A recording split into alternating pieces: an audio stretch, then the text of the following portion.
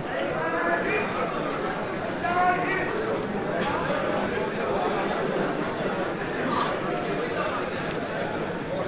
Honorable members, I have to inform the House about the sad demise of our colleague Sri E. Ahmed.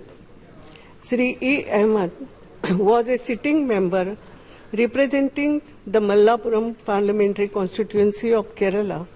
He was also a member of 10th to 15th Lok Sabha. Sri Ahmed was Union Minister of State for External Affairs, Railways and Human Resource Development. Earlier, Sri Ahmed was a member of the Kerala Legislative Assembly for 5 terms from 1967 to 91 and served as Minister for Industry in the government of Kerala. Sri Ahmed was Chairman Committee on Absence of Members from the sittings of the House, Chairman Committee on Government Assurance and Chairman Joint Committee on Food Management in Parliament House Complex. He was also a member of various parliamentary committees during his long and illustrious parliamentary career. A widely travelled person, Sri Ahmed, leader of Indian delegations to various countries. Sri Ahmed passed away on 1st February 2017 in New Delhi at the age of 79. We deeply mourn the loss of our colleague, and I am sure the House will join me in conveying our condolences to the bereaved family. The House may now stand in silence for a short while as a mark of respect to the memory of the departed.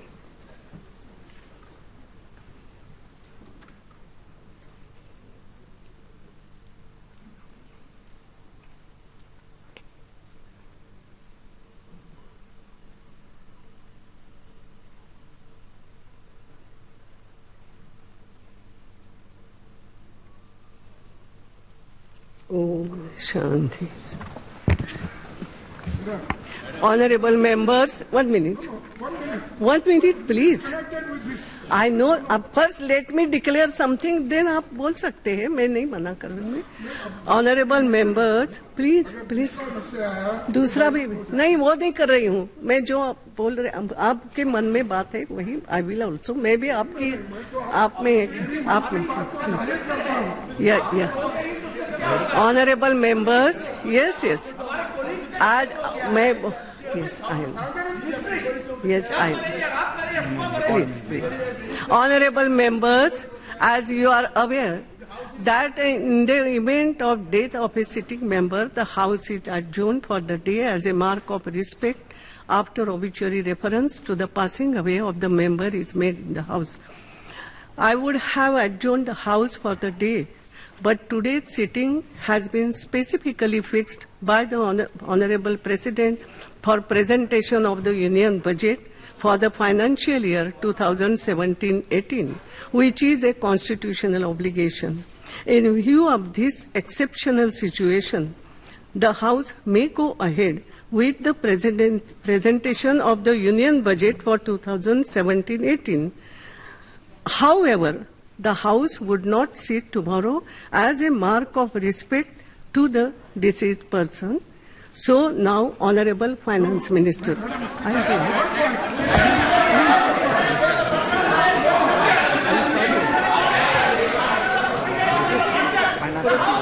Yes, please. खड़गे जी, अब इसके बाद आप कल की बात मैंने जब बोली है, I'm sorry. Yes, खड़गे जी, ऐसा होता नहीं है. You called me, I met you, and I requested you. Yes. Today the House should be adjourned. Because E. Ahmad is a very senior most leader this House and also in Kerala House. Nearly 45 years he is there in the legislative affairs.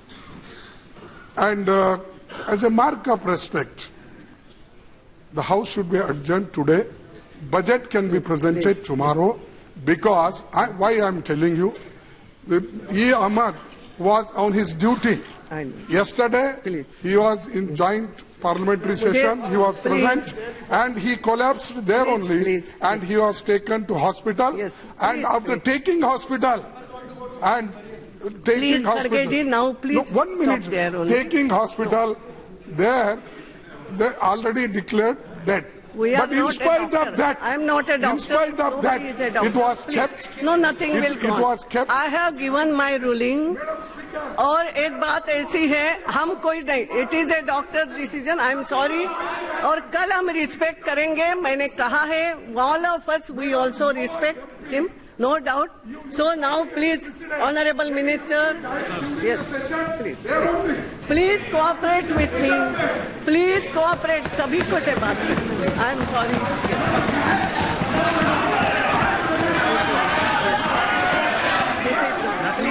Nothing will go on record. I'm sorry. Only minister statement. Please, this is not correct.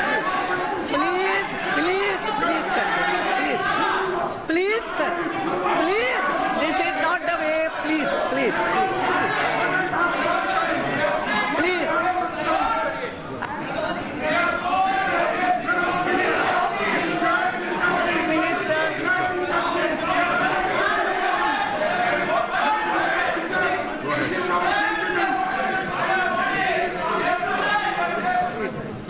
Please. Madam Speaker, Madam Speaker, on this auspicious day of Vasant Panchami, I rise to present a budget for 2017-18. Spring is a season of optimism. I extend my warm greetings to everybody on this occasion. Madam Speaker, I have already. our government was elected amidst Please. huge expectations of the people. The underlying theme of countless expectations was good governance. The expectation included burning issues like inflation and price rise, corruption in day-to-day transaction, and crony capitalism. There was also an expectation from a major change in the way the country's natural resources were allocated, processed, and deployed. In the last 2.5 years, it has been our mission to bring a transformative shift in the way our country is governed. We have moved, Madam, from a discretionary-based administration to a policy and system-based administration. From favoritism to transparency and objectivity in decision-making. From blanket and loose entitlements to targeted delivery, and from an informal to a formal economy. Inflation, which was in double digit, has been controlled. Sluggish growth has been replaced by high growth, and a massive war against black money has been launched. We have worked tirelessly on all these fronts and feel encouraged by the unstinted support to the people by our initiatives. The government is now seen as a trusted custodian of public money. I take this opportunity to express our gratitude to the people of India for their strong support.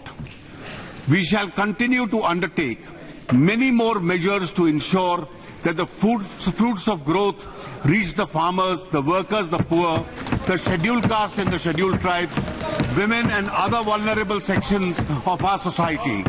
Our focus will be on energizing our youth to reap the benefits of growth and employment. Madam Speaker, I am presenting this budget when the world economy faces considerable uncertainty in the aftermath of the major economic and political developments during the last 1 year. Nevertheless, the International Monetary Fund estimates that the world GDP will grow by 3.1% in 2016 and 3.4% in 2017. The advanced economies are expected to increase their growth from 1.6% to 1.9% and emerging economies from 4.1% to 4.5%. As per the current indications, macroeconomic policy is expected to be more expansionary in certain large economies. Growth in a number of emerging economies is expected to recover in 2017 after relatively poor performance in 2016. There are positive signs and point to an optimistic outlook in the next year. There are, however, three major challenges for emerging economies. First, the current monetary policy stance of the United States Federal Reserve to increase the policy rates more than once in 2017 may lead to lower capital inflows and higher outflows from emerging economies. Second, the uncertainty around the commodity prices, especially that of crude oil, has implication on the fiscal situation in emerging economies. It is, however, expected to increase, if any, in the oil prices would get tempered by quick response from the producers of shale gas and oil. This would have a sobering impact on the prices of crude and petroleum. Third, in several parts of the world, there are signs of increasing retreat from globalization of goods, services and people as pressures for protectionism are building up.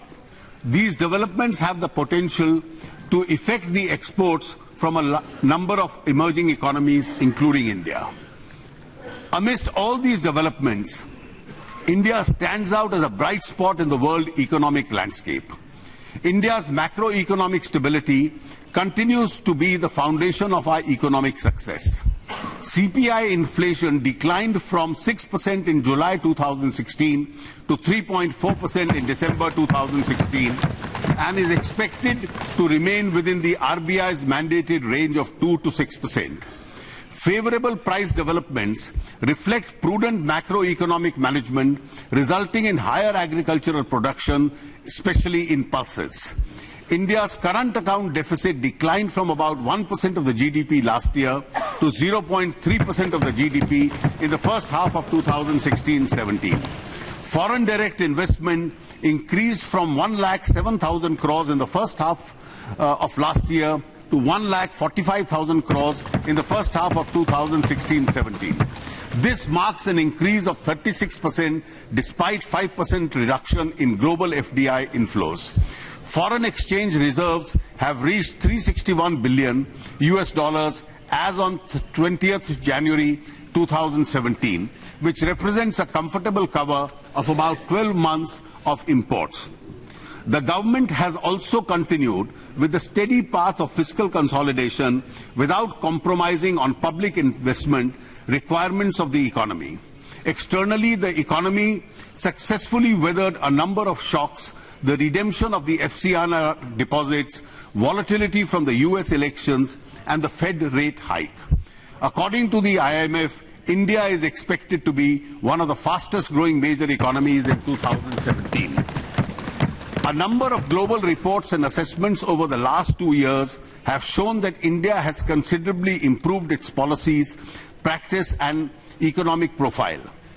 These are reflected in the Doing Business Report of the World Bank, World Investment Report 2016 of the UNCTAD, Global Competitiveness Report of 2015-16 and 16-17 of the World Economic Forum, and several other reports. India has become the 6th largest manufacturing country in the world, up from the 9th position previously. We are seen as an engine of global growth. In the last 1 year, our country has witnessed historic and impactful economic reform and policy making. In fact, India was one of the very few economies undertaking transformational reforms. There are two tectonic policy initiatives, namely the passage of the Constitutional Amendment Bill for the GST and the progress for its implementation, and the demonetization of the high denomination bank notes. The advantages of the GST for our economy in terms of spurring growth, competitiveness, indirect tax simplification, greater transparency have already been extensively discussed in both houses of Parliament. I thank all members of both houses for having passed the Constitution Amendment unanimously.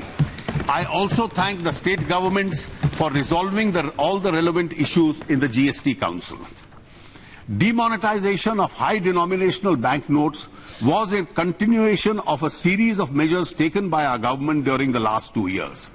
It is a bold and decisive measure. Yes. For several decades, tax evasion for many had become a way of life. This compromises the larger public interest and creates an unjust enrichment in favor of the tax evader to the detriment of the poor and the deprived. This has bred a parallel economy which is unacceptable in an inclusive society. Demonetization seeks to create a new normal wherein the GDP would be bigger, cleaner and real. The exercise is a part of our government's resolve to eliminate corruption and black money, counterfeit currency and terror funding. Like all reforms, this measure is obviously disruptive as it seeks to change the retrograde status quo. Drop in economic activity, if any, on account of currency squeeze during the remonetization period is expected to have only a transient impact on the economy. I am reminded here of what the father of the nation, Mahatma Gandhi, had said, "A right cause never fails." Demonetization has a strong potential to generate long-term benefits in terms of reduced corruption, greater digitization of our economy, increased flow of financial savings, and greater formalization of the economy, all of which would be eventually lead to higher GDP growth and tax revenues. Demonetization helps to transfer resources from the tax evaders to the government, which can use these resources for the welfare of the poor and the deprived. There is early evidence of an increased capacity of banks to lend at reduced interest rates and a huge shift towards digitization amongst all sections of society. We firmly believe that the demonetization and the GST, which were built on the third transformational achievement of our government, namely the JAM vision, will have an epoch-making impact on the economy and the lives of our people. Madam, we are at an important point in the path of our growth and development. इस मोड़ पर घबरा के न थम जाइए आप, जो बात नहीं है उसे अपनाइए आप, डरते हैं नई राह पे क्यों चलने से, हम आगे आगे चलते हैं आइए आप. The pace of remonetization has picked up and will soon reach comfortable levels. The effects of demonetization are not expected to spill over to the next year. Thus, IMF, even while revising India's GDP forecast from 2016 downwards, has projected a GDP of 7.2 and 7.7% in 2017 and 18 respectively. The World Bank, however, is more optimistic and has projected a GDP of 7% in 2016-17, 7.6% in 17-18, and 7.8% in 18-19.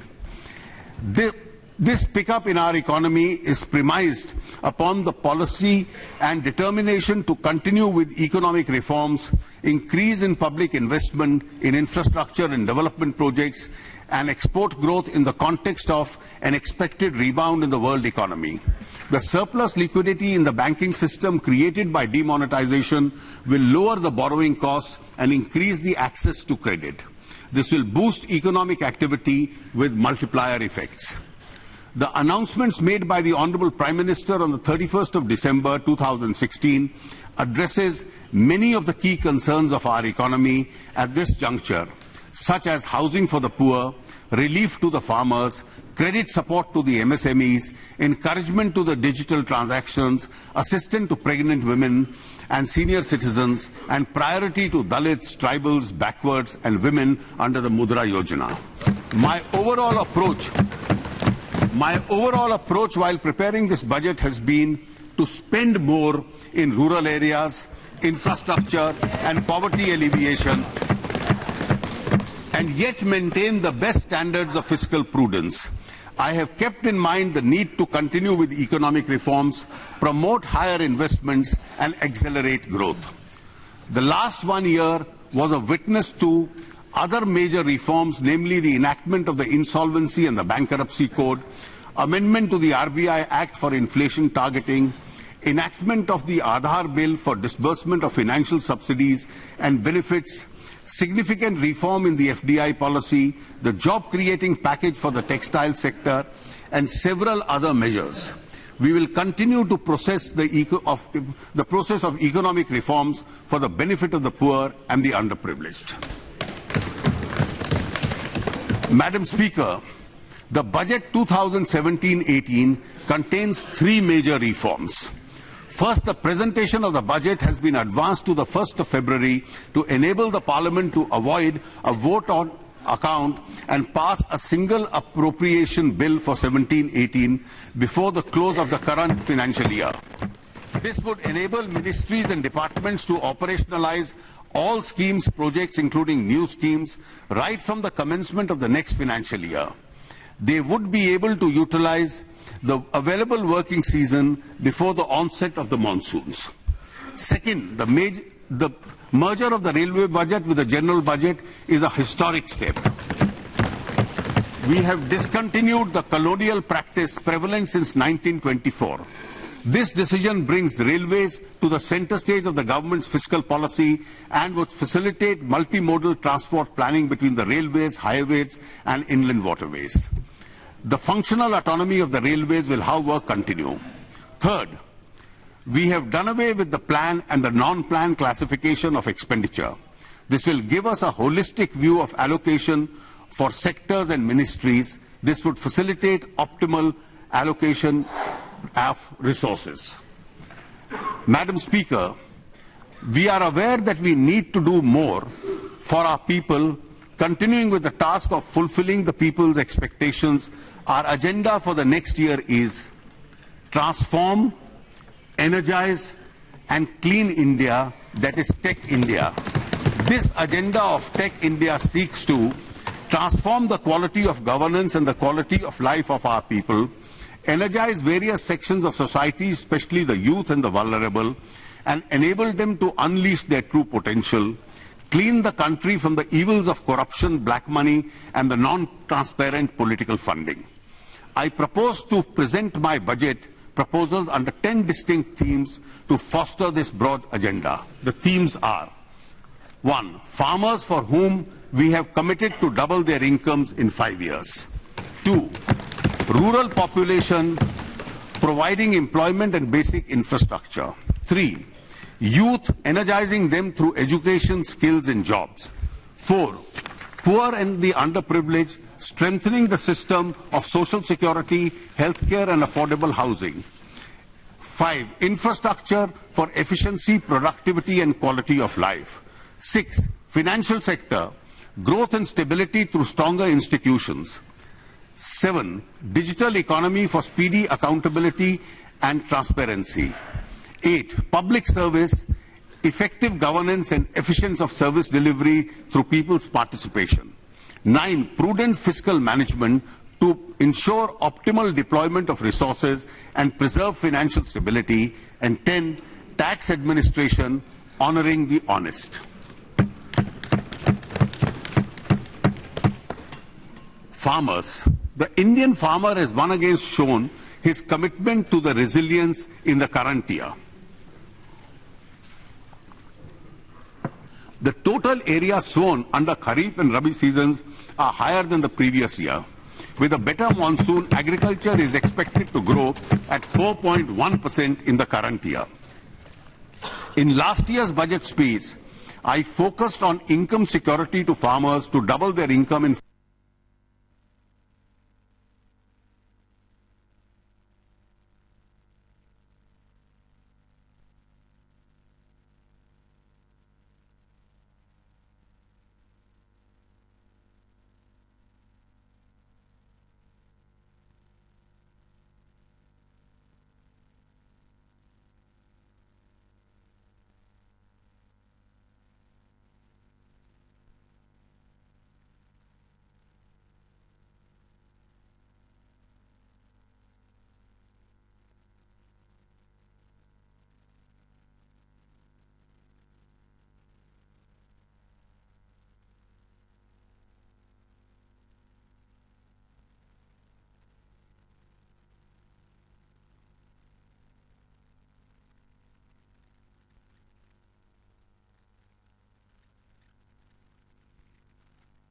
income security to farmers to double their income in 5 years. I had also announced a number of measures. We have taken more steps to enable farmers to increase their production and productivity and to deal with the post-harvest challenges. For a good crop, adequate credit should be available to farmers in time. The target for agricultural credit in 2017 and 18 has been fixed at a record level of 10 lakh crores. इस साल madam 10 lakh crore किसानों को credit के रूप में उसका प्रावधान किया गया है. We will take special efforts to ensure adequate flow of credit to underserved areas, the eastern states and Jammu and Kashmir.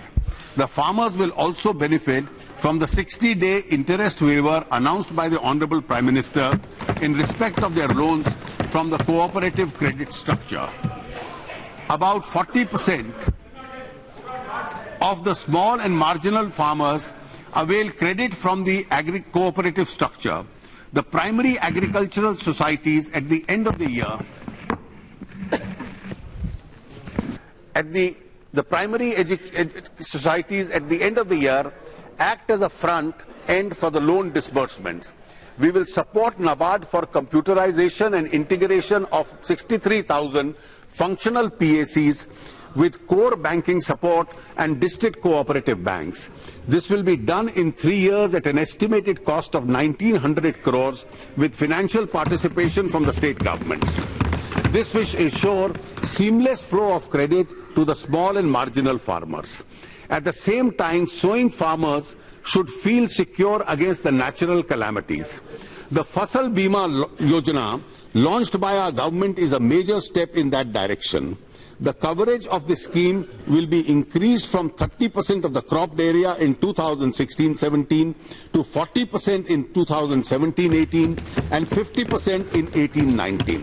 The budget provision of rupees 5,500 crores in the Yojana in budget estimate of 2016 was increased to rupees 13,240 crores in 16-17 to settle the arrear claims. I have proposed a sum of rupees 9,000 crores. The sum insured under the Yojana has been more than doubled from 69,000 crores in the Kharif 2015 to 1,41,625 crores in the Kharif of 2016. Issuance of soil health cards has gathered momentum. The real benefit to the farmers would be available only when the soil samples are tested, quality and nutritional levels of soil is known. The government will therefore set up a mini lab in the Krishi Vigyan Kendras to ensure 100% coverage for all 648 KVKs in the country. In addition to 100 mini labs will be set up by qualified local entrepreneurs. Government will provide credit-linked subsidy to these entrepreneurs. A long-term irrigation fund has been set up in the NABARD. The Honorable Prime Minister has announced in addition to 20,000 crores as its corpus. This will take the corpus of this fund now to 40,000 crores. A dedicated micro-irrigation fund will be set up by NABARD to achieve the goal of per drop more crop. The fund will have an initial corpus of rupees 5,000 crores. For the post-harvest phase, we will take steps to ensure that farmers to get better price for their produce in the markets. The coverage of the National Agricultural Market (NAM) will be expanded from the current 250 markets to 585 APMCs. Assistance up to a ceiling of 75 lakh rupees will be provided to every NAM market for establishment of cleaning, grading and packaging facility. This will lead to greater value addition of the farmers' produce. Market reforms will be undertaken and states would be urged to denotify perishables from the APMC. This will give an opportunity to the farmers to sell their produce and get a better price. We also propose to integrate farmers who grow fruits and vegetables with agro-processing units for a better price realization and reduction of post-harvest losses.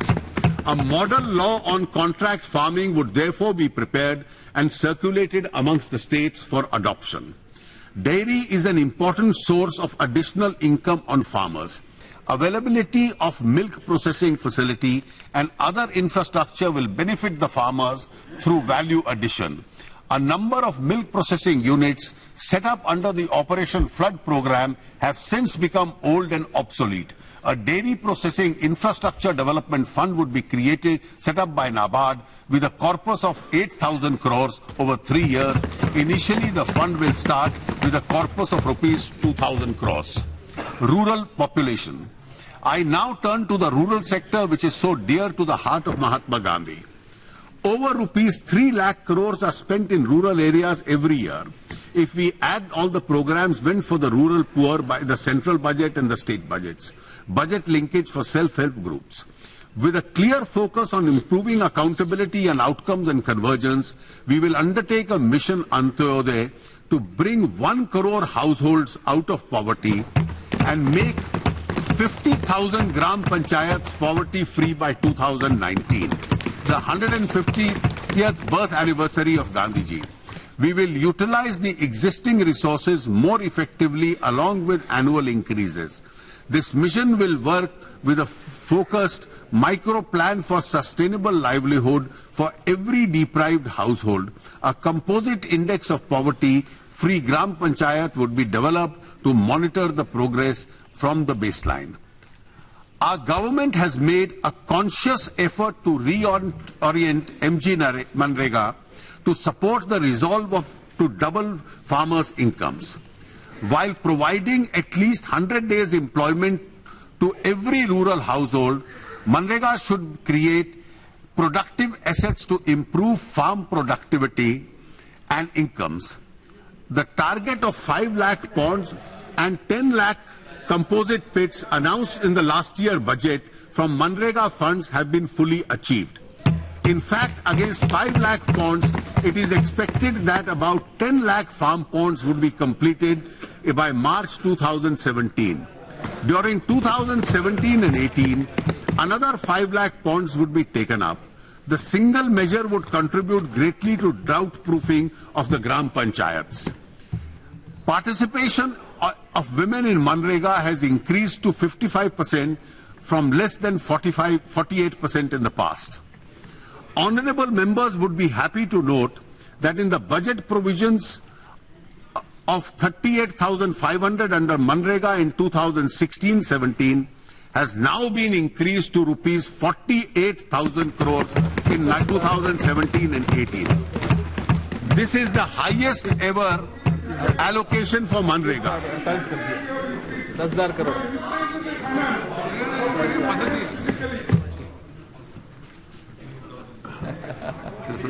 पहले 40,000 allot होता था और 29,000 खर्च होता था. अब 38,500 पिछली बार allot हुआ, 47,000 खर्च हुआ और आने वाले साल में 48,000 होगा.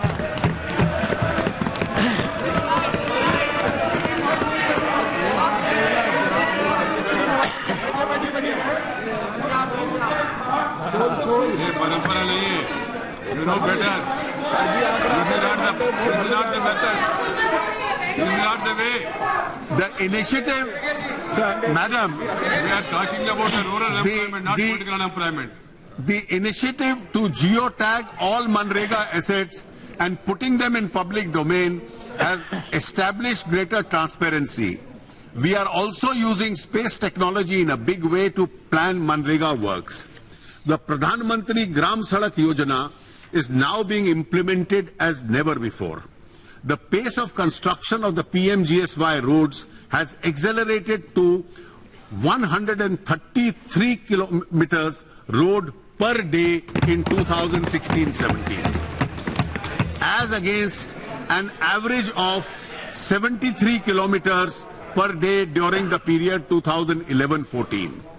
We have also taken the task of connecting habitations with more than 100 persons in the left-wing extremism affected blocks.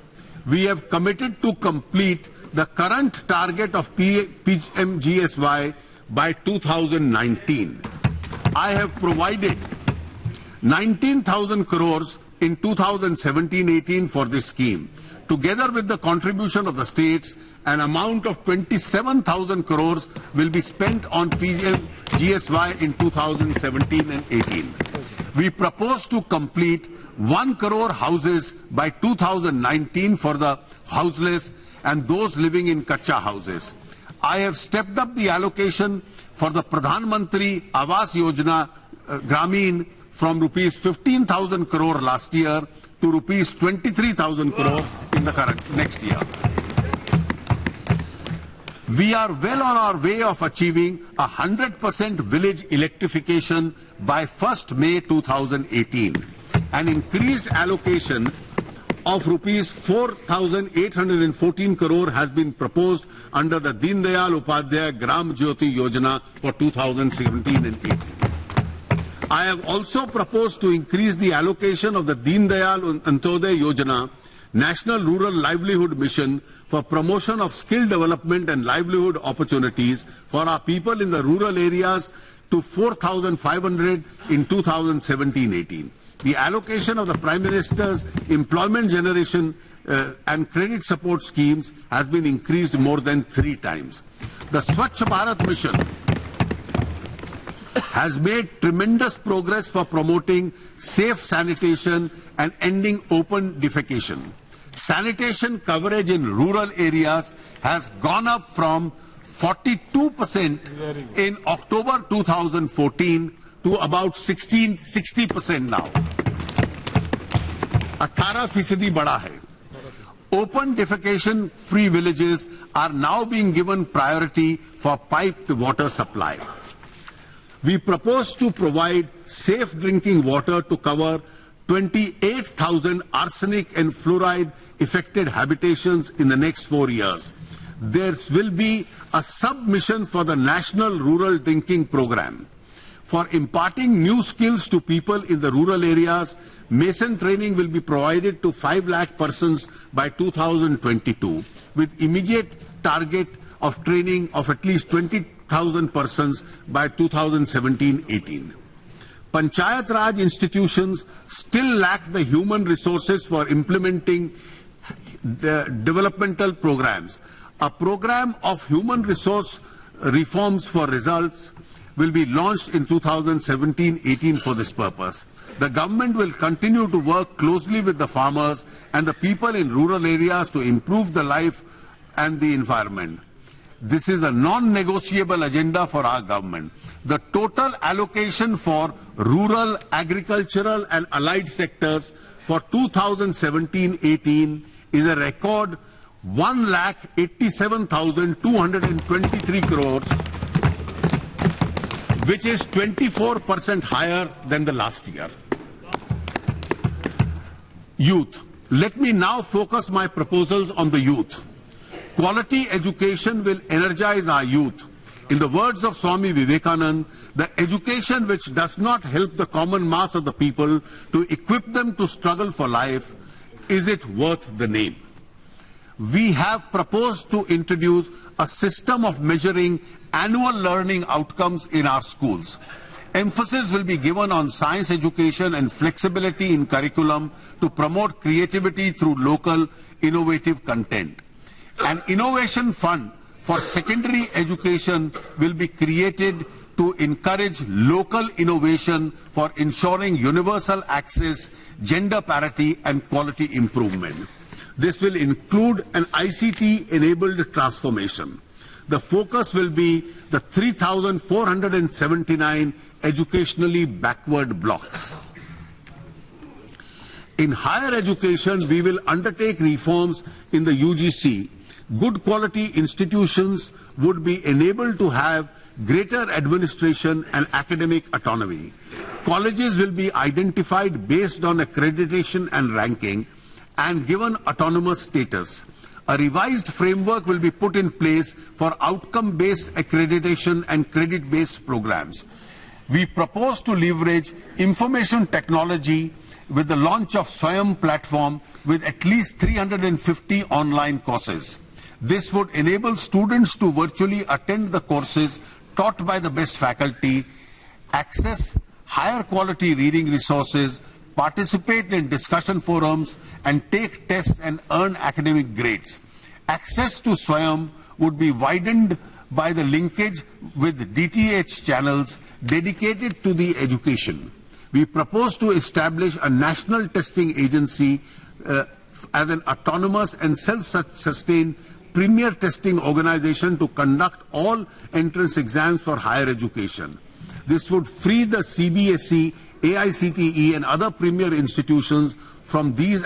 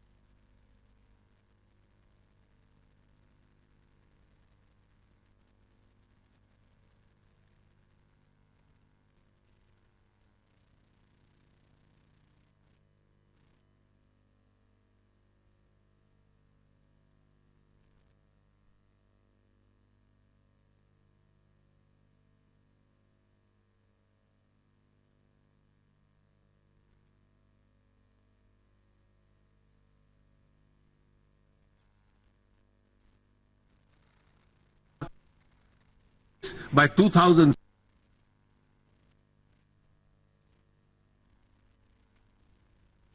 MR from 39 in 2014 to 28 in 2019, MMR from 167 in 2011 to 13 to 100 by 2018-20. 1.5 lakh health sub-centers will be transformed into health wellness centers. We need to ensure adequate availability of specialist doctors to strengthen the secondary and the tertiary levels of health care. We have therefore decided to take steps to create an additional 5,000 postgraduate seats per annum. In addition, steps will also be taken to roll out the DNB courses in the big district hospitals, strengthen postgraduate training in the select ESI and municipal corporation hospitals, and encourage reputed private hospitals to start the DNB courses. We will work with the state government to take this task forward.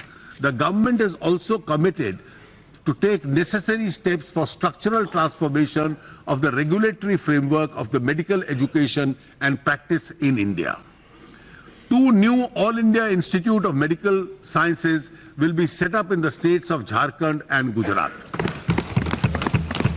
We propose to amend the drugs and cosmetic rules to ensure availability of drugs at reasonable prices, to ensure the use of generic medicines. New rules regarding medical devices will be formulated. These rules will be internationally harmonized and attract investment into this sector. This will reduce the cost of such devices. We have been keen to foster a conducive labor environment wherein labor rights are protected and harmonious labor relations leads to higher productivity. Legislative reforms will be undertaken to simplify, rationalize and amalgamate existing labor laws into 4 codes: 1 wages, 2 industrial relations, 3 social security and welfare, and 4 safety and working conditions. The Model Shop and Establishment Bill 2016 has been circulated to all states for consideration and adoption. This would open up additional avenues of employment for women. The amendments made to the Payment of Wages Act is another initiative of our government for the benefit of the labor and the ease of doing business. Our government is committed. Our government is giving special importance to the implementation of schemes for the welfare of scheduled castes, scheduled tribe and minorities. The allocation of the scheduled caste has been stepped up from rupees 38,833 crores in the budget estimate of 2016-17 to 52,393. इससे madam 35% increase SC allocation का इस budget में है. The allocation of scheduled tribes has been increased to 31,920 crores and minority affairs to 4,195 crores. The budget will introduce outcome-based monitoring of expenditure in these sectors by the Niti Aayog. For senior citizens, Aadhaar-based smart cards containing their health details will be introduced. A beginning will be made through the pilot in 15 districts during 2017-18. The LIC will be implement a scheme of senior citizens to provide an assured pension with a guaranteed return of 8% per annum for 10 years.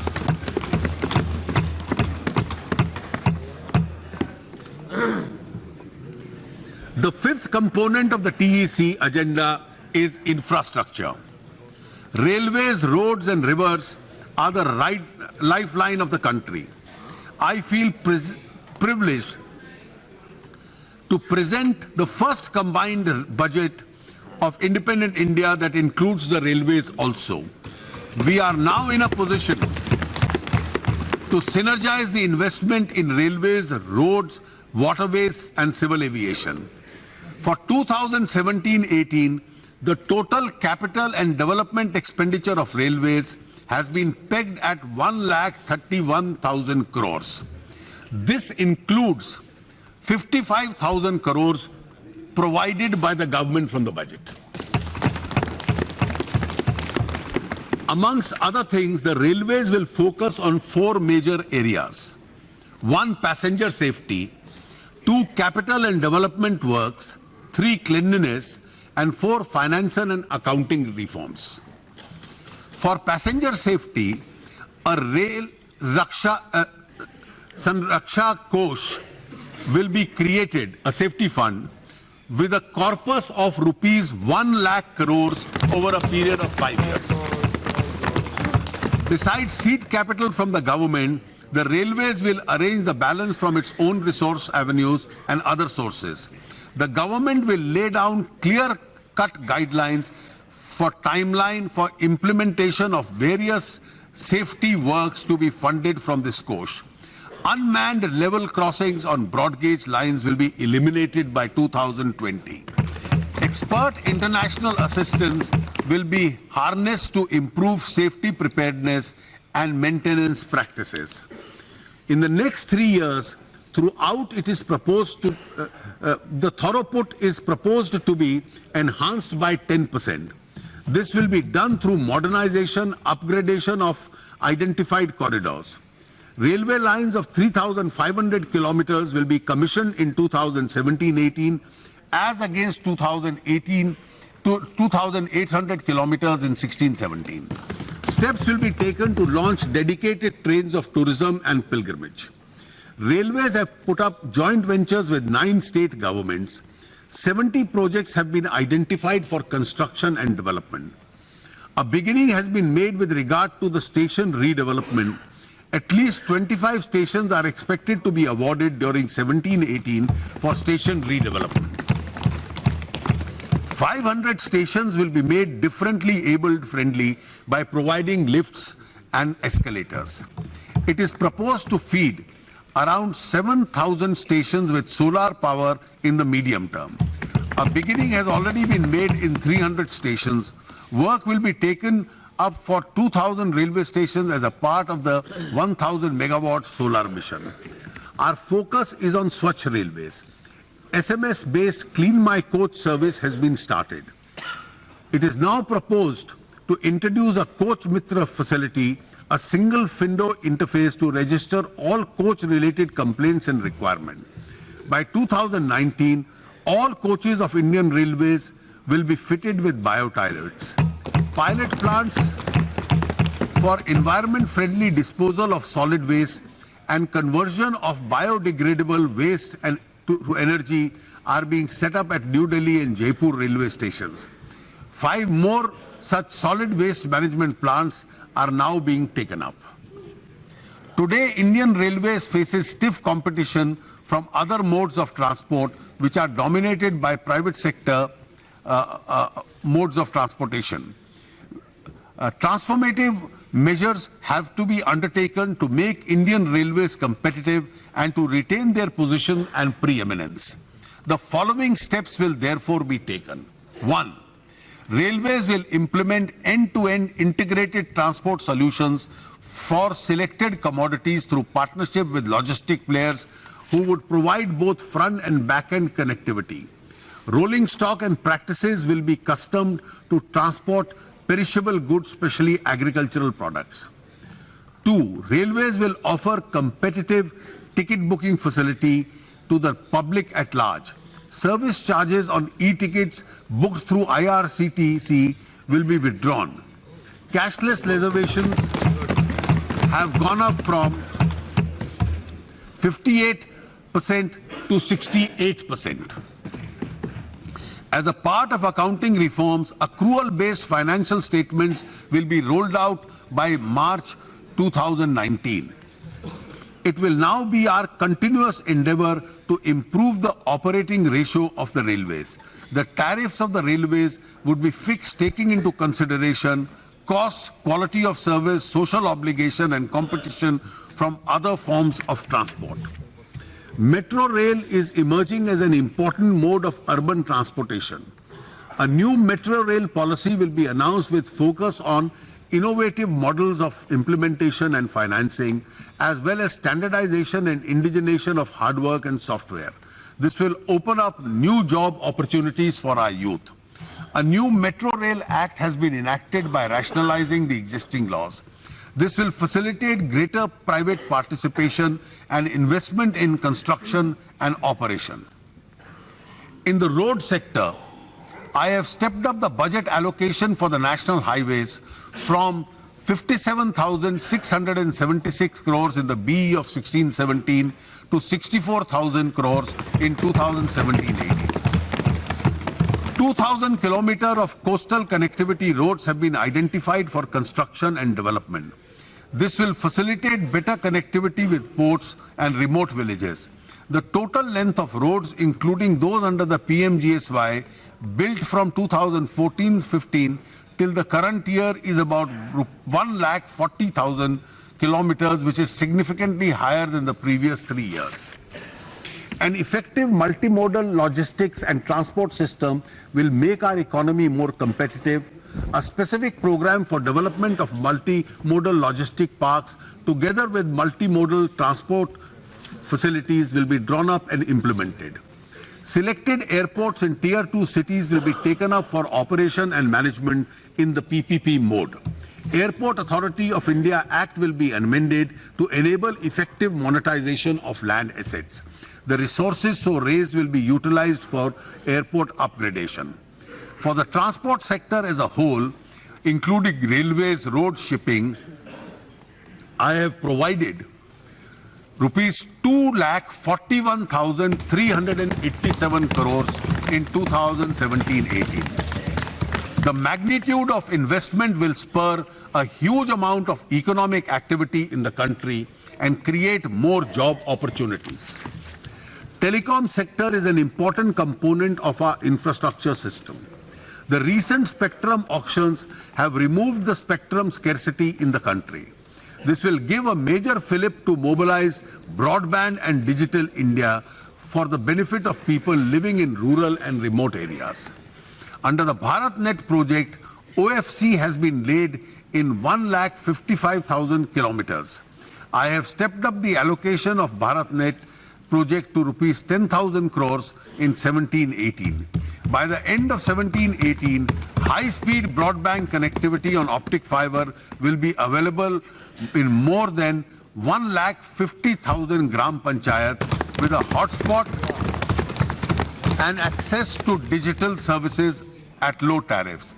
A DigiGaon initiative will be launched to provide telemedicine, education and skills through digital technology. For strengthening our energy sector, the government has decided to set up strategic crude oil reserves. In the first phase, 3 such reserve facilities have been set up. Now in the second phase, it is proposed to set up caverns at 2 more locations, namely Chandiakahol in Odisha and Bikaner in Rajasthan. This will take our strategic reserves capacity to 15.33 MMT. In solar energy, we now propose to take up the second phase of solar power development for additional 20,000 megawatt capacity. We are also creating an ecosystem to make India a global hub for electronics manufacture. Over 250 investment proposals for electronic manufacturers have been received in the last 2 years, totaling an investment of rupees 1,26,000 crores. A number of global leaders and mobile manufacturers have set up production facilities in India.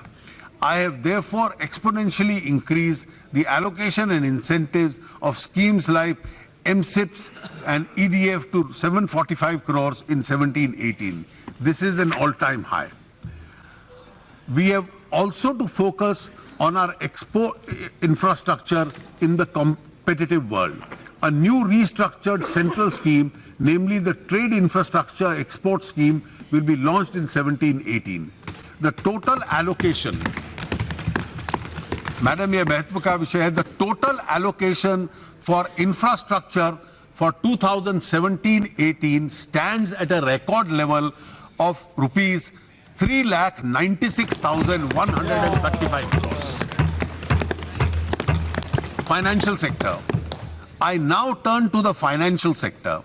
The focus of the TEC India agenda in this sector is to build a stable and stronger institution. We will continue with our reform agenda with several measures. The government has already undertaken substantive reforms in FDI policy in the last 2 years. More than 90% of the total FDI inflows are now proposed through the automatic route. The FIPB, the Foreign Investment Promotion Board, has successfully implemented e-filing and online processing of FDI applications. We have now reached a stage where FIPB can be phased out. We have therefore decided to abolish the FIPB in the year 2017-18. A roadmap for the same will be announced in the next few months. In the meanwhile, further liberalization of the FDI policy is under consideration and necessary announcements will be made in due course. The commodities markets requires further reforms for the benefits of the farmers. An expert committee will be constituted to study and promote creation of operational and legal framework to integrate spot market and derivative market for commodity trading. ENAM would be the integral part of such framework. A draft bill to curtail the menace of illegal deposit schemes has been placed in public domain and will be introduced shortly after its finalization. There is an urgent need to protect the poor and the gullible investor from another set of dubious schemes created by unscrupulous entities who exploit the regulatory gaps in the Multi-State Cooperative Society Act of 2002. We will amend the Act in consultation with various stakeholders as a part of our Clean India agenda. The bill relating to resolution of financial firms will be introduced in the current budget session of Parliament. This will contribute stability and resilience to our financial system. It will also protect consumers of various financial institutions. Together with the Insolvency and the Bankruptcy Code, a resolution mechanism for financial firms will ensure a comprehensiveness of the resolution system in our country. I had stated in my budget speech last year that a bill would be introduced to streamline institutional arrangement for the resolution of disputes in infrastructure-related construction contracts, PPP and public utility contracts. After extensive stakeholder consideration, we have decided that the required mechanism would be institutionalized as a part of the Arbitration and Conciliation Act 1996. An amendment bill will be shortly introduced in this regard. Cyber security is critical for safeguarding the integrity and stability of the financial system. A computer emergency response team of our financial sector will be established. This entity will ensure work in close coordination with the financial sector regulators and other stakeholders. I have proposed several other measures which are in the financial sector which are given as an annexure to this budget. Listing of public sector enterprises will foster public accountability and unlock the true value of these companies. The government will put in place a revised mechanism and procedure to ensure time-bound listing of identified CPSEs on the stock exchanges. The divestment policy announced by me in the last budget would continue. The shares of railway PSEs like IRCTC, IRFC and IRCON would be listed on various stock exchanges. We seek opportunities to strengthen our CPSEs through consolidation, merger and acquisition. By these methods, CPSEs can be integrated across the value chain of an industry. It will give them capacity to bear high risk avail economies of scale, take higher investment decisions and create more value for stakeholders. Possibilities of such restructuring are visible in the oil and gas sector. We propose to create an integrated public sector oil major which will be able to match the performance of the international and domestic private sector and oil and gas companies. Our ETF comprising of shares of 10 CPSEs has received an overwhelming response in the recent further funding offering. We will continue to use the ETF as a vehicle for further divestment of shares. Accordingly, a new ETF with diverse CPSEs, stocks and other government holding will be launched in 2017-18. The focus of resolution of stressed legacy accounts of banks continues. The legal framework has been strengthened to facilitate resolution through enactment of the Insolvency Bankruptcy Code and the amendments to the Sarfazi and the DRT Acts. In line with the Indradhanush roadmap, I have provided another rupees 10,000 crores for recapitalization of banks. Additional allocations will be made if required. Listing and trading of security receipts issued by securitization companies and a reconstruction company under the Sarfazi Act will be permitted in the SEBI registered stock exchanges. This will enhance capital flows into securitization industry and will particularly be helpful to deal with bank NPAs. The Pradhan Mantri Mudra Yojana has contributed significantly to the funding of the unfunded and the underfunded. Last year, the target was rupees 1,22,000 crores was exceeded. For 2017-18, I now propose to double the lending target and set it up at rupees 2.44 lakh crores. Priority will be given to Dalits, tribals, backward minorities and women.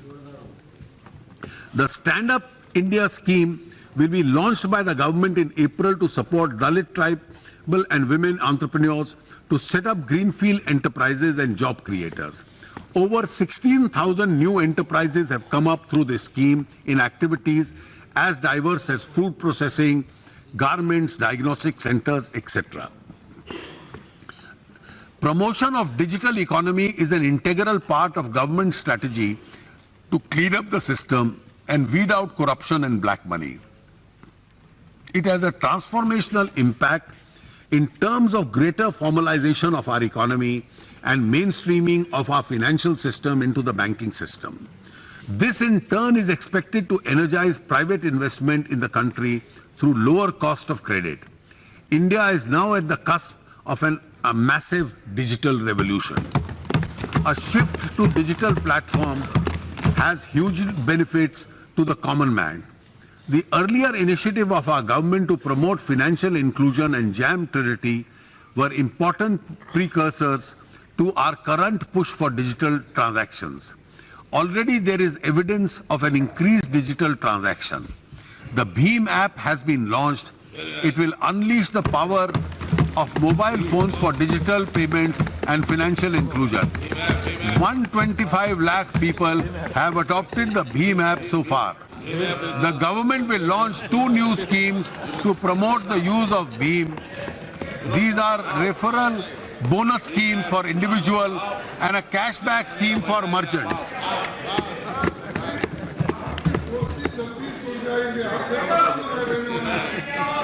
Aadhaar Pay, a merchant version of Aadhaar-enabled payment system, will be launched shortly.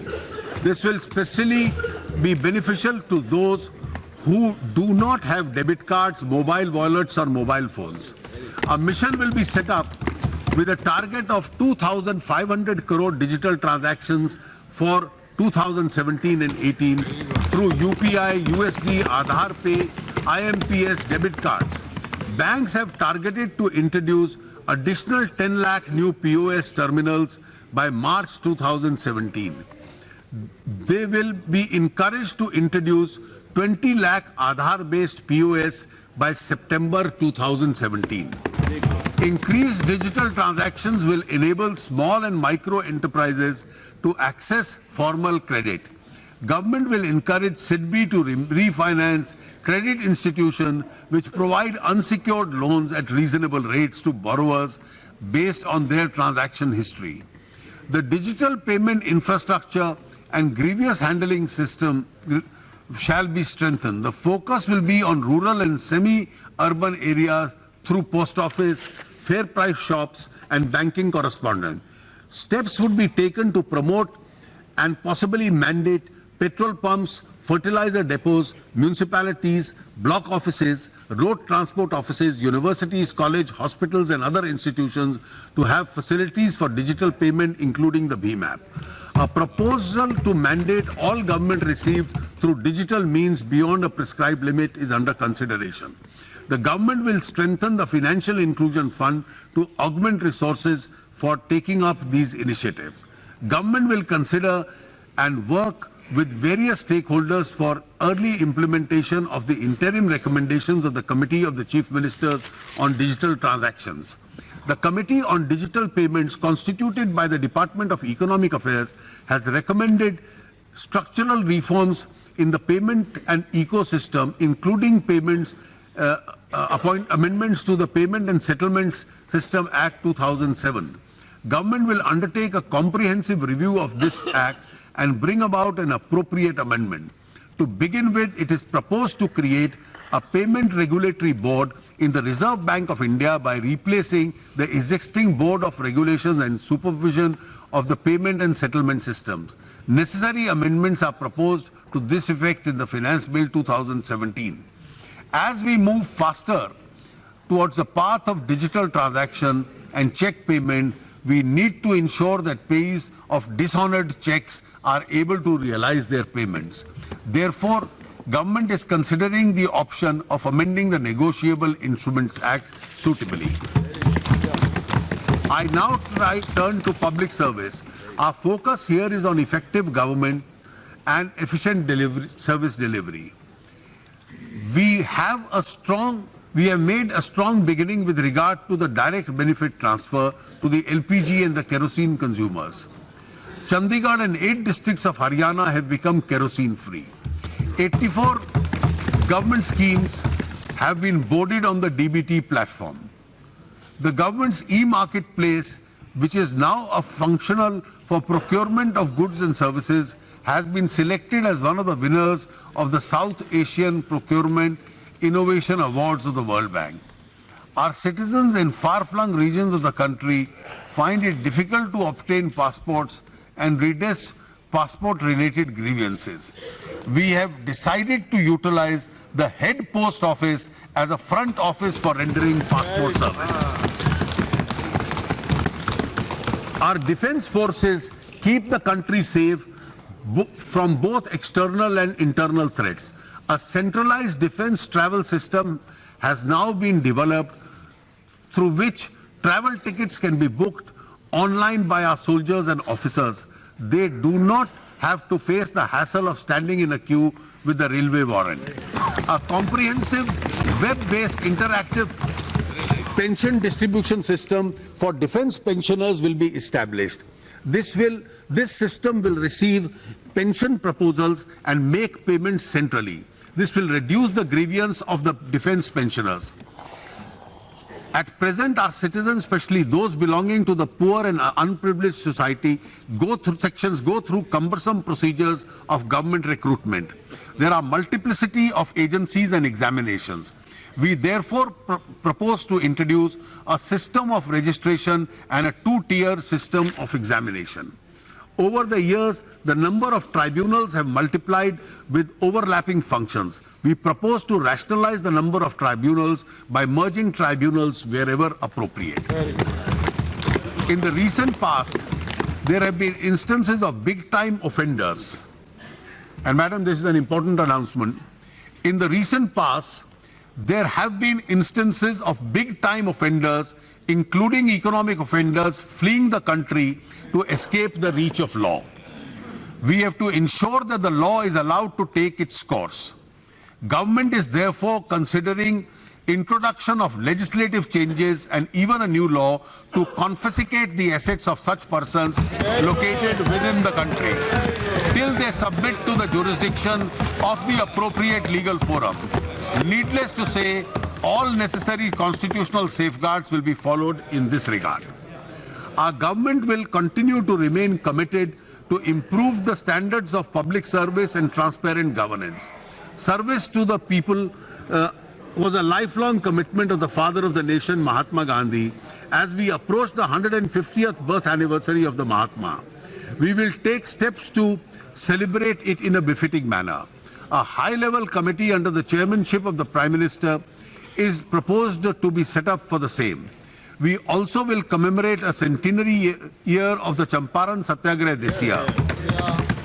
Government of India will support the government of Gujarat to commemorate the 100 years of the Sabarmati Ashram in 2017 in a befitting manner. 200 years ago, in 1817, a valiant uprising of the soldiers led by Bakshi Jagabandhu took place in Khorda of Orissa. We will commemorate the same appropriately. I now turn to the fiscal situation in the country. In the context of the budget 2017-18. The total expenditure of the budget 2017-18 has been placed at rupees 21,47,000 crores. With the abolition of the planned non-planned classification of expenditure, the focus is now on revenue and capital expenditure. I have stepped up the allocation of capital expenditure by 25.4% over the previous year. This will have a multiplier effect and lead to higher growth. The total resources being transferred to the states and the union territories with legislature is rupees 4.11 lakh crores as against 3.6 lakh crores in the BE of 2016-17. Details of allocations for important sectors and schemes and transfer resources to the states are given in an annexure to my speech. I have made a provision of rupees 3,000 crores under the Department of Economic Affairs to implement various budget announcements and other new schemes for 2017-18. For defense expenditure, excluding pensions, I have provided, I repeat, for defense expenditure excluding pensions, I have provided a sum of rupees 2,74,114 crores, including 86,488 crores for defense capital. I have increased the allocation for scientific ministries to rupees 37,435 crores in 2017-18. For the first time, a consolidated outcome budget covering all ministry departments is being laid along with other budget documents. This will improve the accountability of the government expenditure. The FRBM Review Committee has given its report recently. The committee has done an elaborate exercise and has recommended that sustainable debt path must be the principal macroeconomic anchor of our fiscal policy. The committee has favored a debt to GDP of 60% for the general government by 2023, consisting 40% for the central government and 20% for the state governments. Within the framework, the committee has derived and recommended 3% fiscal deficit for the next 3 years. The committee has also provided for an escape clauses for deviations up to 0.5% of the GDP from the stipulated fiscal deficit target. Amongst the triggers for taking recourse to these escape clauses, the committee has included far-reaching structural reforms in the economy with an unanticipated fiscal implication as one of the factors. Although there is a strong case now to invoke this escape clause, I am refraining from doing so. The report of the committee will be carefully examined and appropriate decision taken in due course. Nevertheless, I take note of the fiscal deficit roadmap of 3% recommended by the committee for the next 3 years. I have taken into consideration the need for higher public expenditure in the context of sluggish private sector investment and slow global growth. I have kept in mind the recommendations of the committee that sustainable debt should be the underlying basis of prudent fiscal management. Considering all these aspects, I have pegged the fiscal deficit for 2017-18 at 3.2% of the GDP and remain committed to achieve 3% in the following year. With this gradual approach, I have ensured adherence to fiscal consolidation without compromising with the requirements of public investment. I have taken due care to limit the net market borrowings of the government to rupees 3.48 lakh crores after buyback much lower than rupees 4.25 lakh crores of the previous year. More importantly, the revenue deficit of 2.3% in the budget estimate of 2016-17 now stands reduced to 2.1% in the revised. The revenue deficit for the next year is pegged at 1.9% as against 2% pegged in the FRBM Act.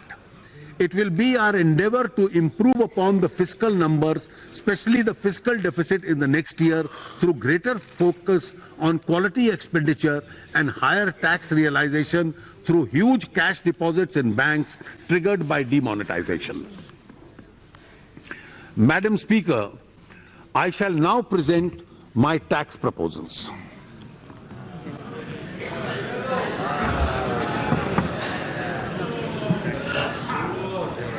India's tax to GDP ratio is very low, and the proportion of direct tax to indirect tax is not optimal from a point of view of social justice. I place before you certain data to indicate that our direct tax collection is not commensurate with the income and expenditure pattern of Indian economy. As against an estimated 4.2 crore people engaged in the organized sector employment, the number of individuals filing returns for salary income is only rupees 1.74 crores. As against 5.6 crore informal sector enterprises and firms doing business in India, the number of returns filed in this category are only 1.81 crores. Out of 13.94 lakh companies registered up to 31st March 2014, 5.97 companies have filed their return for assessment year 2016-17. Of 5.97 lakh companies which have filed their return for assessment year 2016-17, as many as 2.76 lakh companies show losses or zero income. 2.85 lakh companies have shown profit before tax less than 1 crores. 28,667 companies have shown profit between 1 to 10 crores, and only 7,781 companies have shown profit before tax more than 10 crores. Now, individuals. From amongst 3.7 crore individuals who filed tax returns in the year 2015-16, 99 lakhs showed income below the exemption limit of 2.5 lakhs. 1.95 crore show income between 2.5 lakhs to 5 lakhs. 52 lakhs show income between 5 lakhs to 10 lakhs, and only 24 lakh people show income above 10 lakhs. Thus, out of 76 lakh individual assessee who declare income above 5 lakh, 56 lakhs are in the salaried class. यानी 76 लाख लोग 5 लाख से अधिक income disclose करते हैं साल की, जिसमें से 56 लाख वेतनभोगी हैं, बाकी सिर्फ 20 लाख हैं व्यापार, व्यवसाय, प्रोफेशनल सब मिला के. The number of people showing income more than 50 lakhs in the entire country is only 1.72 lakhs. We contrast this that in the last 5 years, more than 1.25 crore cars have been sold. And the number of Indian citizens who traveled abroad, either for business or tourism, was 2 crores in the year 2015. From all these figures, we can conclude that we are largely a tax non-compliant society. The predominance of cash in our economy makes it possible for people to evade taxes. When too many people evade taxes, the burden of their share falls on those who are honest and tax compliant.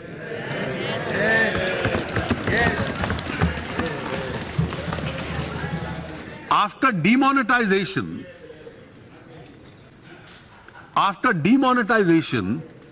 the preliminary analysis of the data received in respect of deposits made in the old currency presents a revealing picture. During the period 8th November to 30th December 2016, deposit between rupees 2 lakhs and 80 lakhs was made in 1.09 crore bank accounts. And that was an average deposit of rupees 5.03 lakhs. Deposits of more than 80 lakhs was made in 1.48 lakh bank accounts. That the average size of the deposit was 3.31 crores. This data mining will help us immensely in expanding the tax net as well as increasing the revenues, which was one of the objects of demonetization.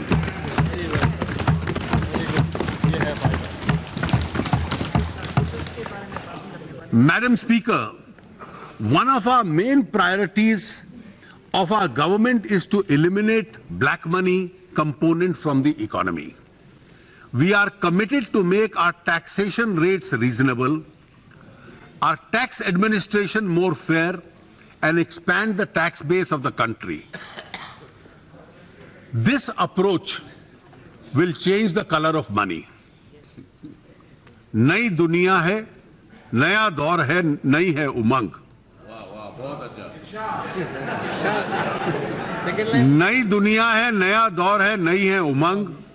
कुछ थे पहले के तरीके तो कुछ हैं आज के रंग ढंग. रोशनी आके अंधेरों से जो टकराई है, काले धन को भी बदलना पड़ा आज अपना रंग.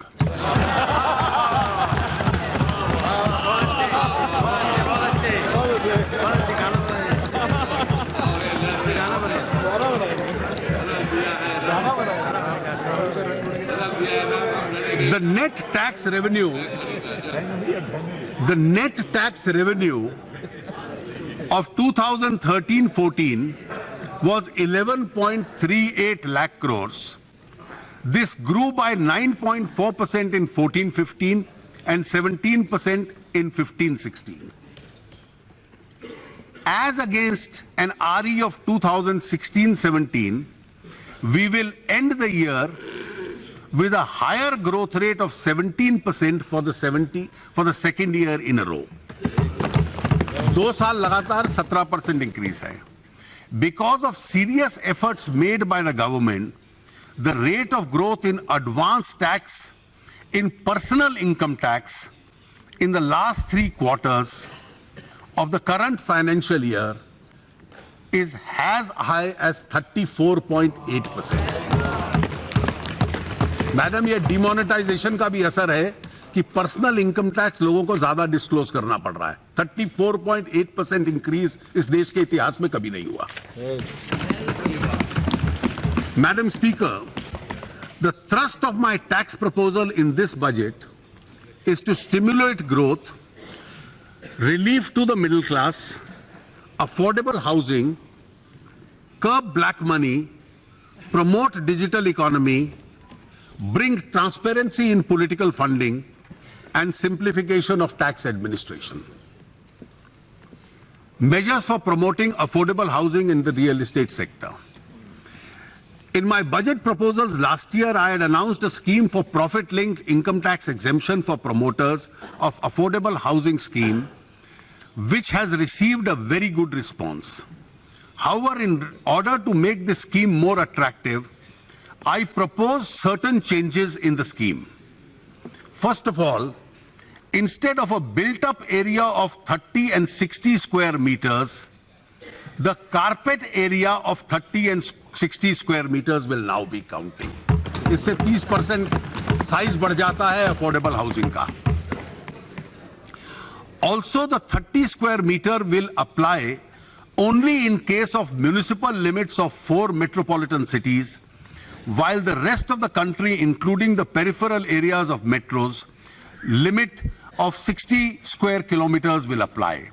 In order to be eligible, the scheme 60 square meter, I'm sorry, I stand corrected, 50 meters will apply. In order to be eligible, the scheme was to be completed in 3 years after commencement.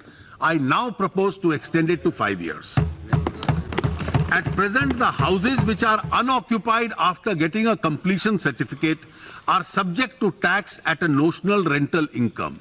For builders for whom constructed buildings are stock in trade, I propose to apply this rule only after 1 year at the end of the year when the completion certificate is received, so that they can get some breathing time for liquidating their inventory. We also propose to make a number of changes in the capital gain tax provision in respect of land and building. The holding period for considering gain from immovable property will be, in the long term, is 3 years.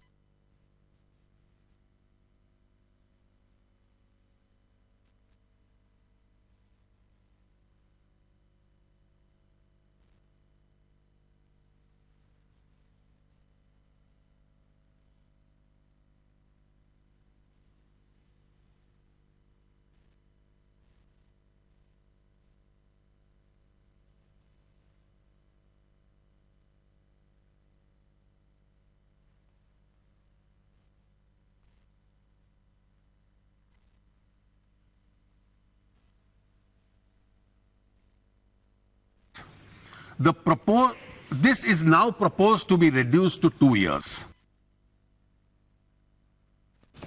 After the base year for indexation is now proposed to be shifted from 1481 to 14/2001 for all classes of assets, including immovable property. This move will significantly reduce the capital gains tax liability while encouraging mobility of assets. We also plan to extend the basket of financial instruments to which the capital gains can be invested without payment of tax. For joint development agreements signed by the development of property, the liability to pay capital gains tax will arise only in the year the project is completed. The new state capital for the state of Andhra Pradesh is being constructed by an innovative land pooling mechanism without use of the Land Acquisition Act. I propose to exempt capital gains tax persons holding land from 2/6/14, the date on which the state of Andhra was reorganized, and whose land is pooled for the creation of capital city under the government scheme. A concessional withholding rate of 5% is being charged on interest earned by foreign entities in the external commercial borrowings or in the bonds in government securities. This concession is available till 30th June 2017. I propose to extend it till 30th June 2020. This benefit is also extended to the rupee denominated masala bonds. The government gave income tax exemption to startups with certain conditions last year.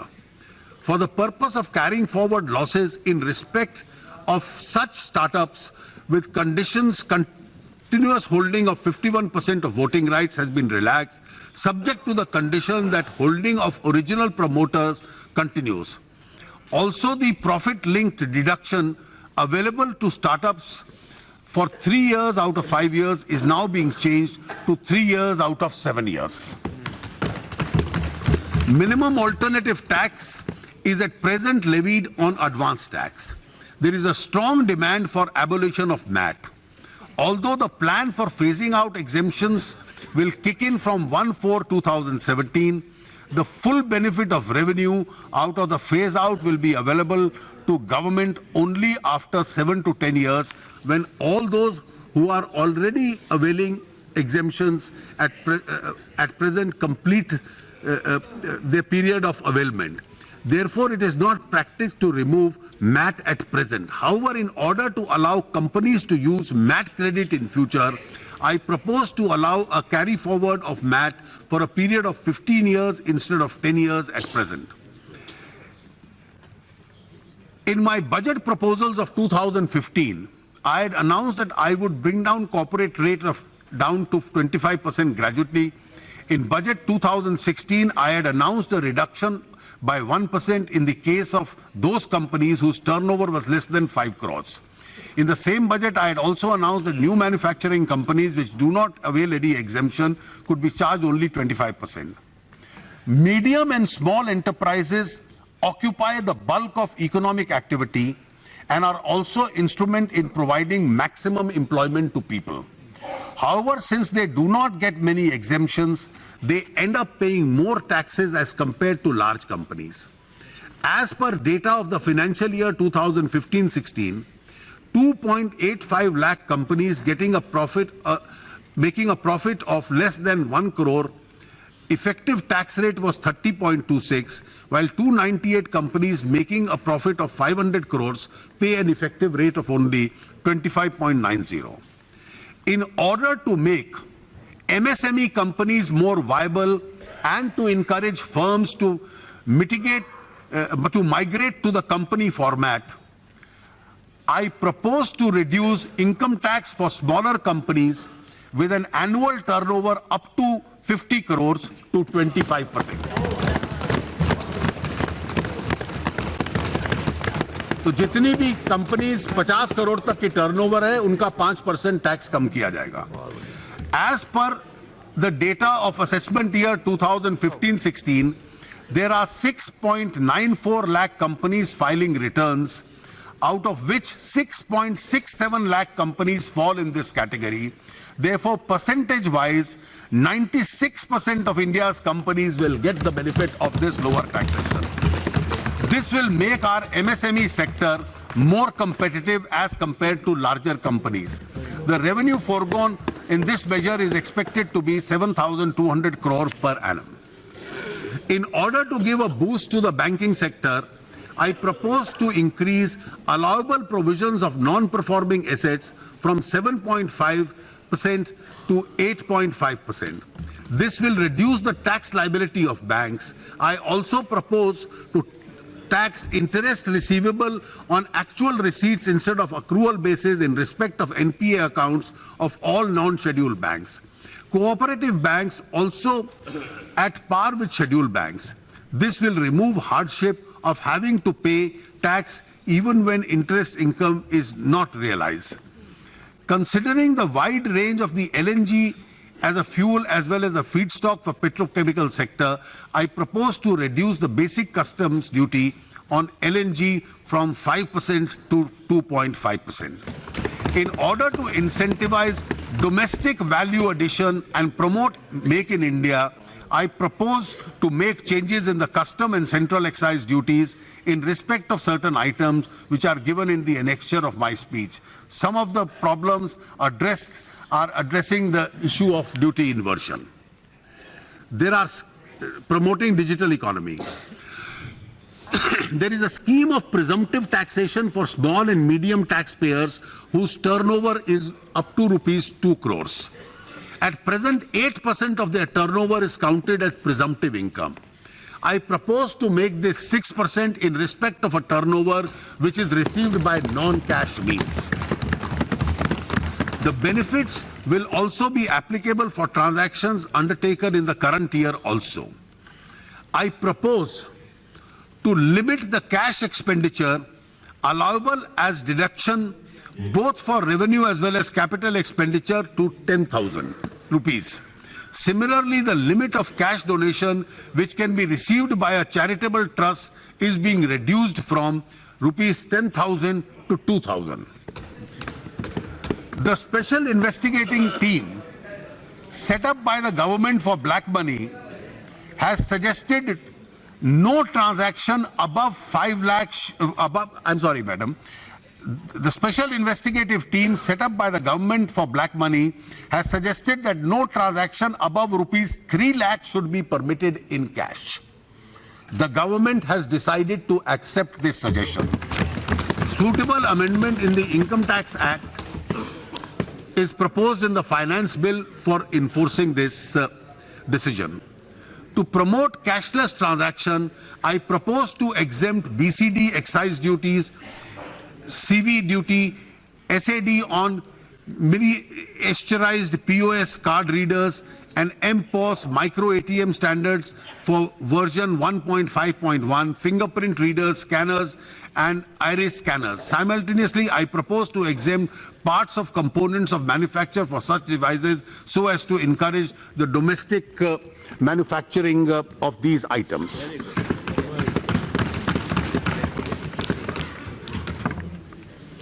My next item, Madam, concerns all of us. It deals with transparency in political funding. India is the world's largest democracy. Political parties are essential ingredient of a multi-party democracy. Even 70 years after independence, the country has not been able to evolve a transparent method of funding political parties, which is vital to the system of free and fair elections. An attempt was made in the past by amending the provisions of Representation of People's Act, the Companies Act and the Income Tax Act to incentivize donations to individual partnership firms, HUF and companies to political parties. Both the donor and the donee were granted exemption from payment of tax if the accounts were transparently maintained and returns were filed with the competent authorities. Additionally, a list of donors who contributed more than rupees 2,000 to any party in cash or check was required to be maintained. 20,000 by who donated 20,000 to any party in cash or check was to be maintained. The situation has only marginally improved since these provisions were brought into force. Political parties continue to receive most of their funds through anonymous donations, which are shown in cash. An effort, therefore, requires to be made to cleanse the system of political funding in India.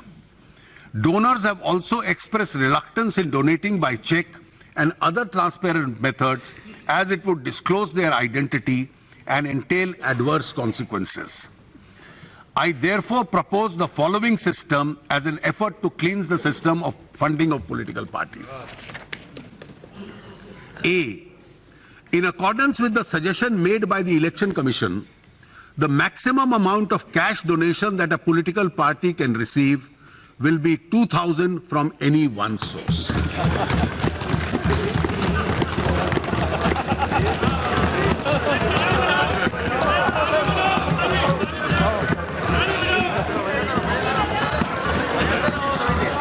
B.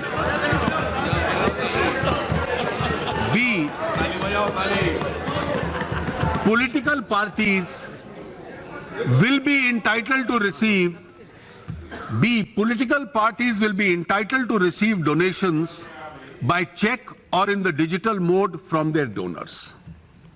C. As an additional step, an amendment is being proposed to the Reserve Bank of India Act to enable the issuance of electoral bonds in accordance with a scheme that the Government of India would frame in this regard. Under this scheme, a donor could purchase bonds from authorized banks against checks and digital payment only. These would be redeemable only in the designated account of a registered political party. These bonds will be redeemable within a prescribed time from the issuance of the bond. Every political party would have to file its returns within the time prescribed in accordance with the provisions of the Income Tax Act. Needless to say, the existing amendments to political parties from payment of income tax would be available only subject to the fulfillment of the above conditions. This reform will bring greater transparency and accountability in the political funding while preventing future generation of black money. Ease of doing business. As an anti-avoidance measure, the provision of domestic transfer pricing in respect of related entities was brought in by the Finance Act 2012. Since the number of entities being covered under the domestic pricing has gone up substantially, necessitated a longer scrutiny, which causes hardship to domestic companies. In order to reduce the compliance burden due to the domestic transfer pricing provision, I propose to restrict the scope of domestic transfer pricing only if one of the entities involved is a related party transaction enjoying specified profit-linked deduction. I propose to increase the threshold limit for audit of business entities who opt for presumptive income scheme from 1 crore to 2 crores Similarly, the threshold for maintenance of books of individuals and HUF is being increased from a turnover of rupees 10 lakhs to 25 lakhs or income from 1.2 lakhs to 2.5 lakhs. In 2012, the Income Tax Act was amended to provide for taxation of those transactions for transfer of shares or interests in foreign entity deriving its value substantially from Indian assets. Apprehensions have been raised about some difficulties which are arising because of the provisions in the case of transfer of stake of investors of India-based funds located abroad but investing in India-based companies. In order to remove difficulties, I propose to exempt foreign portfolio investors category 1 and 2 from indirect provisions, indirect transfer provisions. I also propose to issue a clarification that indirect transfer provision shall not apply in the case of redemption of shares or interests outside India as a result or arising out of the redemption of sale or investment in India, which is chargeable to a tax in India. As of today, a TDS of 5% is deducted from the commission payable to individual insurance agents, even if their income of some of them is well below the taxable limit. I propose to exempt them from the requirement of TDS, subject to the filing of their filing a self-declaration that their income is below taxable limits. Last year, I had announced a new scheme for presumptive taxation of professionals with a receipt of 550 lakh per annum. In respect of such assessees, they are being given the benefit in terms of payment of advance tax in one installment instead of 4. In order to allow people to claim refund of expeditiously, the time period of revising a tax return is being reduced to 12 months from the completion of the financial year at par with the time period of filing the return. At the same time, completion of scrutiny assessment is being compressed further from 21 months to 18 months for the assessment year 18-19 and 12 months for the assessment year 19-20. I now come to an important change in the personal income tax.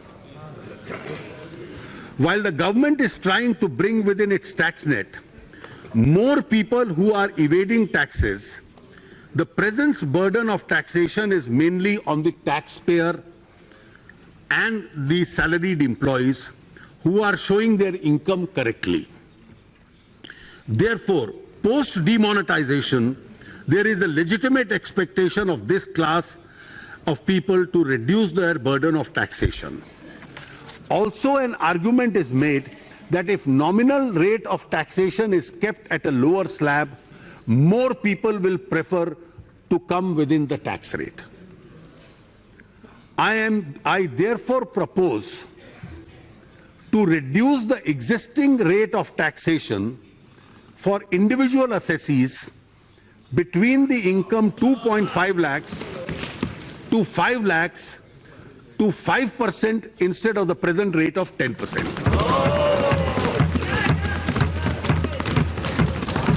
This would reduce the tax liability of all persons below rupees 5 lakhs income either to zero with a rebate or 50% of their existing liability.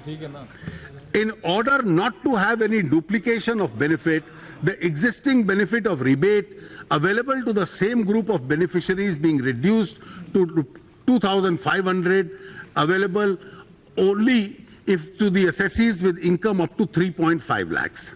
The combined effect of both these measures will mean that there would be a zero tax liability for a person getting income up to 3 lakh rupees and a tax liability of only 2,500 for people with an income of 3 to 3.5 lakhs.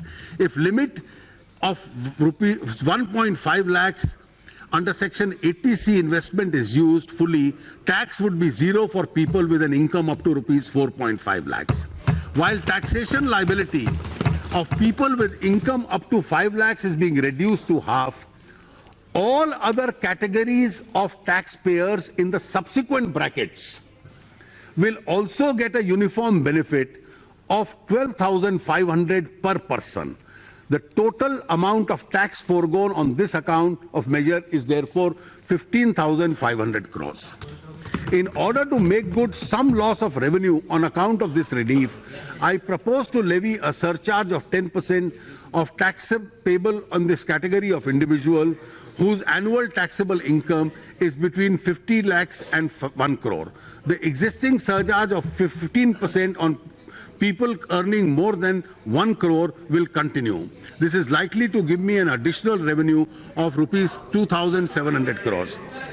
In order to expand the tax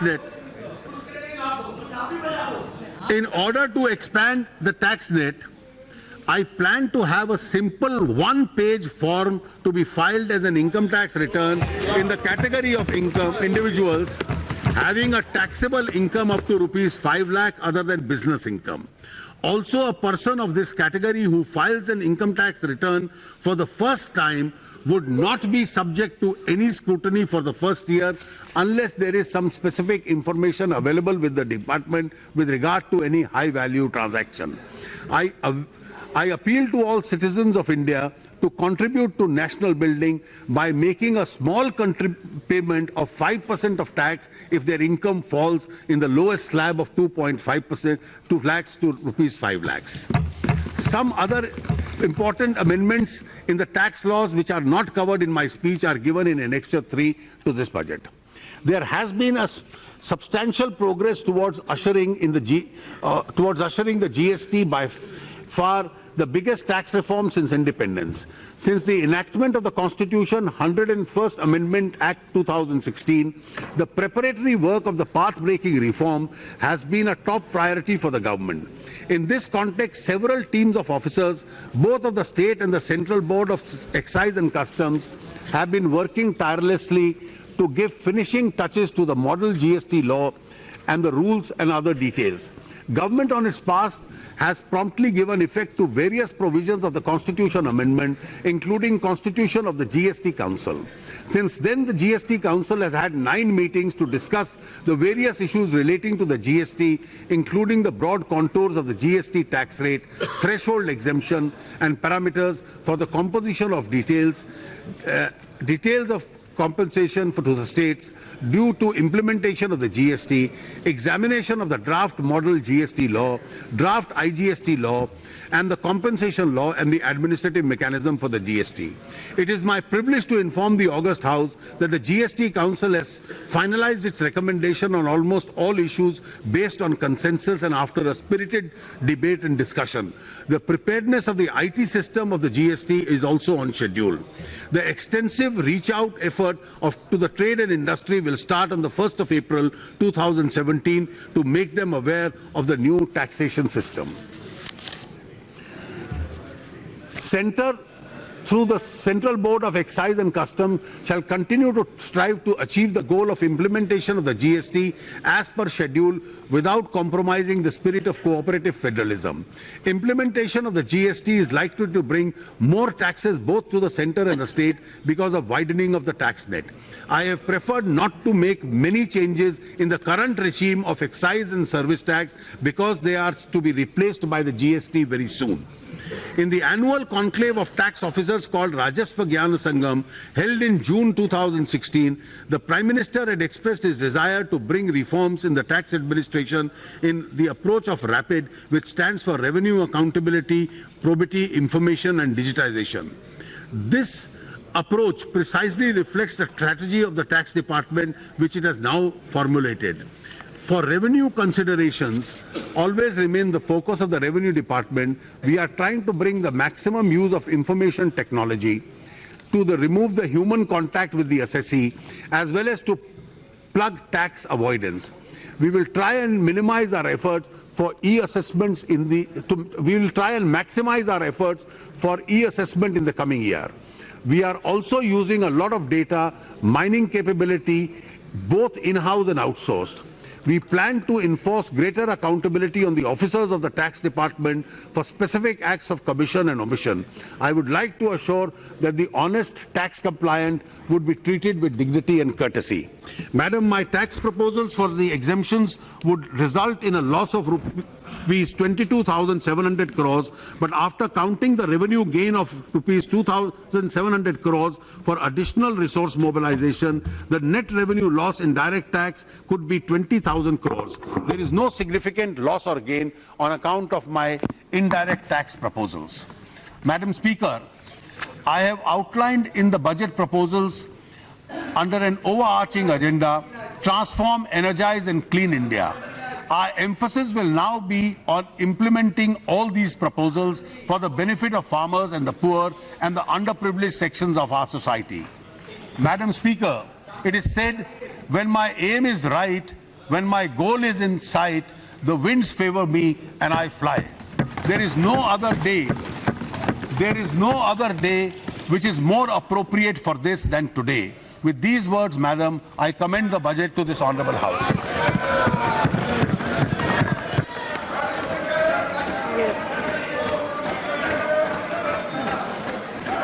Yes, Minister, to table the statement. Item number 2. Yes. Lay the table. Statement. Madam, I rise to lay on the table of the House the following statements under Section 3 of the Fiscal Responsibility and the Budget Management Act 2003, Macroeconomic Framework Statement, Medium-Term Fiscal Policy Statement and Fiscal Policy Strategy Statement. Yes. Now, introduce the finance. Madam, I rise to move for leave to introduce the Finance Bill 2017. The question is that leave be granted to introduce the Finance Bill 2017. Those in favor may say aye. Those against may say no. I think the ayes have it. The ayes have it. The leave is granted. The Minister may now introduce the Finance. Madam, I introduce the bill. Yes, thank you. Now, House stands adjourned to meet again on Friday, the 3rd